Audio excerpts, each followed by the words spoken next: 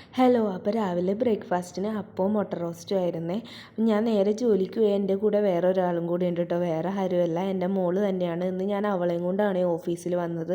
ഓഫീസിൽ വന്നിട്ട് ഭയങ്കര കുരുത്തക്കേടായിരുന്നു കേട്ടോ. പിന്നെ രാവിലെ അവൾ ഫുഡൊന്നും കഴിച്ചിട്ടുണ്ടായിരുന്നില്ല. പിന്നെ അവൾക്ക് ഞാൻ കഴിക്കാനായിട്ട് ഫുഡ് കാര്യങ്ങളെല്ലാം കൊടുത്തിട്ടുണ്ടായിരുന്നേ. പിന്നെ എനിക്ക് നിങ്ങളോടൊരു കാര്യം പറയാനുണ്ട് കേട്ടോ. എനിക്കിന്ന് ഒരുപാട് സന്തോഷമുള്ളൊരു ദിവസമാണ്. വേറെ ഒന്നുമല്ല, എനിക്ക് 200 സബ്സ്ക്രൈബേഴ്സ് ആയിട്ടോ യൂട്യൂബിൽ. നിങ്ങൾ വിചാരിക്കുമോ ഇത് ഇത്ര വലിയ കാര്യമാണോന്ന്? പക്ഷേ എന്നെ സംബന്ധിച്ചിടത്തോളം അതെനിക്ക് വലിയൊരു കാര്യമാണ്.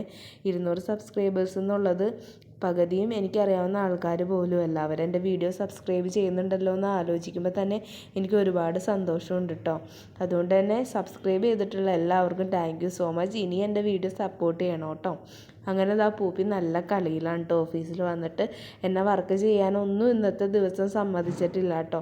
പിന്നെ ഞാൻ അവളെ കുറച്ച് നേരം കഴിഞ്ഞപ്പോൾ കിടത്തി ഉറക്കിയിട്ട് താഴെ ഒരു ഷീറ്റൊക്കെ വിരിച്ച് കിടത്തി ഉറക്കി. ഇങ്ങനെ കിടന്നുറങ്ങണ കണ്ടപ്പോൾ എനിക്ക് സങ്കടമായിട്ടോ.